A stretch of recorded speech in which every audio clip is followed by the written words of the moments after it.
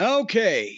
Well, the next match brings up an interesting situation that I read about off the television program, but it was Chris Jericho and Sammy Hagar, the shoot fighter, against Scorpio Sky and the other page with Dan Lambert, the head of American Top Team.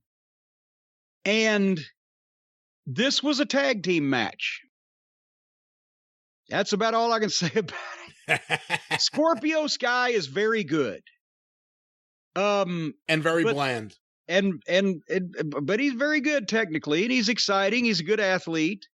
We all know what I think about the other page, his green screen chaos, his match with himself.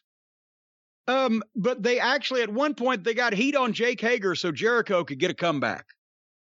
And I noticed at this point, especially, Jericho is beginning to physically resemble Kangaroo Al Costello in his declining years. Oof. And if anybody wants to look up a picture of Al Costello from 1978, you'll know what I mean. And instead of throwing out boomerangs, he's throwing out bad lyrics.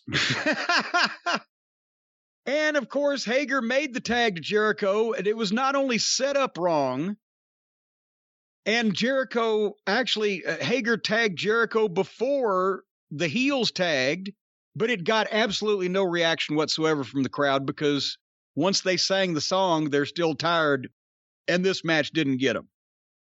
They went into a four-way, and they were doing false finishes, and Dan Lambert, who does the manager spot, trips Jake Hager, and he stumbled, quote-unquote, into the small package by Scorpio Sky. They either didn't walk through that or they've never done the spot before, but Sky should have been closer to the ropes that Hager was coming off of because when Hager gets tripped and he supposedly stumbles, he has to take 3 more steps to bend over and go into Scorpio Sky's small package. If he was closer to the ropes, he would have just tripped and gone forward into it. But anyway, but then Lambert turns around and mugs for the people, and which is a classic manager spot so that the baby faces can come from behind and grab him and pull him in, but he had to stay back, his back turned 45 seconds because the faces had to shit can the heels first and then bring him into the ring. Then they're holding Dan Lambert, who, by the way, they blew all the heat off of his second week in when Archer gave him his finish in the middle of the ring. But now he's interfered, so now they've got him, and Hager's holding him, and Jericho's going to just do whatever. And then all of a sudden, the American Top Team members, the shooters, Junior Dos Santos and Andrei Arlovsky, and, oh God, the guy, Masvidal, I can't pronounce his name, Paige Van Zandt, who looked like she was doing a Macy's Day Parade. Every time she saw a camera, she'd wave at it. They all start walking into the arena and walking to the ring. And conveniently, there's cameras out in the crowd to get these people walking to the ring that we had no idea were going to come and walk to the ring. And even though they were all 50 feet away from the ring, Jericho and Hager just stopped and just let go of Dan Lambert and just stopped whatever they were doing.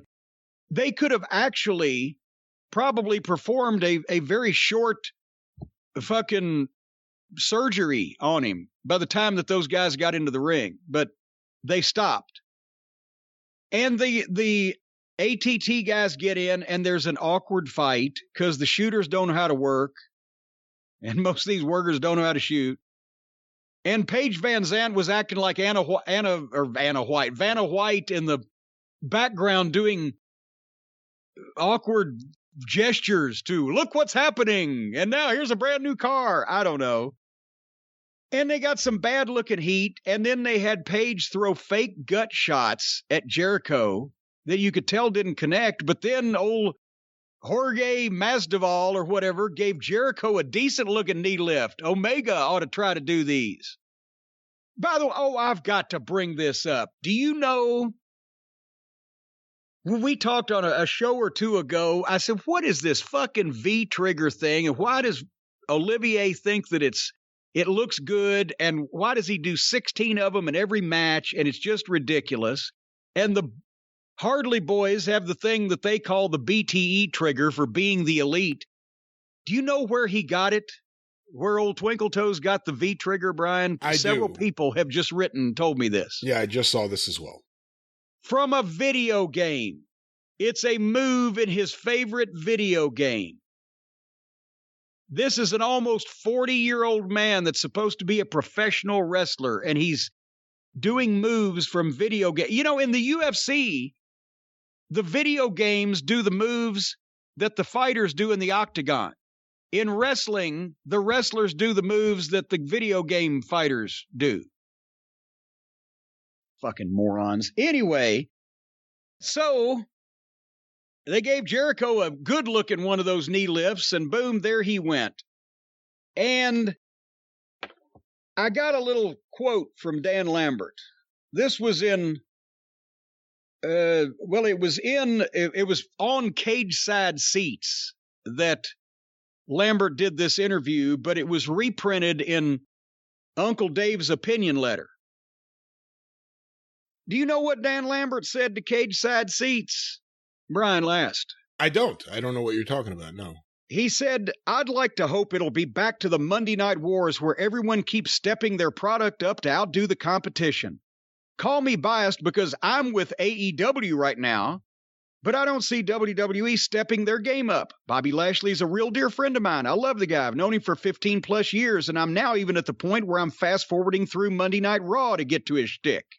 I don't even hit play. I'm not a big fan of WWE's product these days. I still think they have some really good talents over there, but I just have a hard time watching it. The wrestling boom. And see, by the way, right now, besides the fact he's saying I'm with AEW right now, everything he's just said fits his gimmick on television, right? And it's also true, and people know it to be true. Here's what else he said next. The wrestling boom, in my mind, is what AEW is doing, and watching their product and watching their show. Even though there are certain things in it that I don't like, some of the things I say in my character, I actually believe. But there are so many other things they have. Talk about having a buffet of different genres of professional wrestling.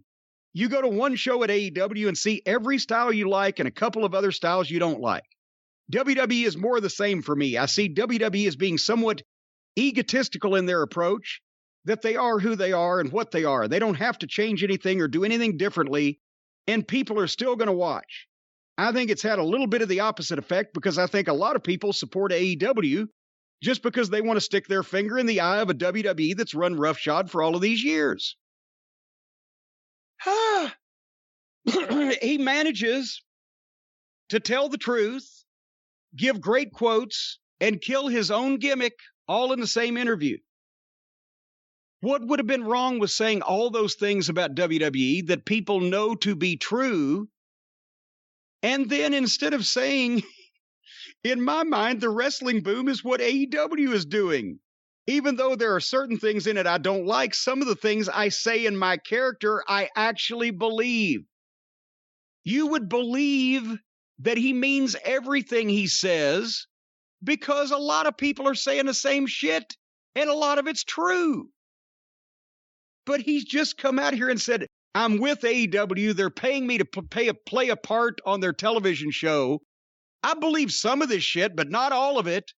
So I'm as fake as everybody else. And let's face it, they wanted to get our audience that thinks these same things. They couldn't get me. So they want Dan to do it. Great. Then that's fine. And then he turns around and publicly says, but I don't really believe all this. That's why it worked. Because people thought that he believed it. Or they could think that he believes it because so many people think that. But once you tell them you don't believe it, what the fuck? And you can't replicate something like that once that you've told them and stooged on it, because now they'll know that, well, this is just another part of the show. So I don't know what the fuck he was thinking, but that's what he just said. Here, the problem is, do you think that they want him to say that because they don't want people to think that a lot of people think this way? Just me? They just want it to be me. Cornette doesn't like anything. No. All the people that ain't watching this show, these are the reasons why they ain't watching it. But Lambert, He's supposed to be smarter than that. Anyway, so what was next? Oh, an 8-man tag. Imagine that. The Butcher and the Baker and Private Party against Santana and Ortiz and the Lucha Brothers. And if that wasn't enough at probably going on 11 o'clock at night to piss the people off, the match started with a jump start. They went into an 8-way. They did some phony choreography. All 4 heels bailed out to the floor in just the right place for all 4 baby faces to dive on top of all the heels. That was the first 30 seconds of the match. And that was enough for me. I fast-forwarded.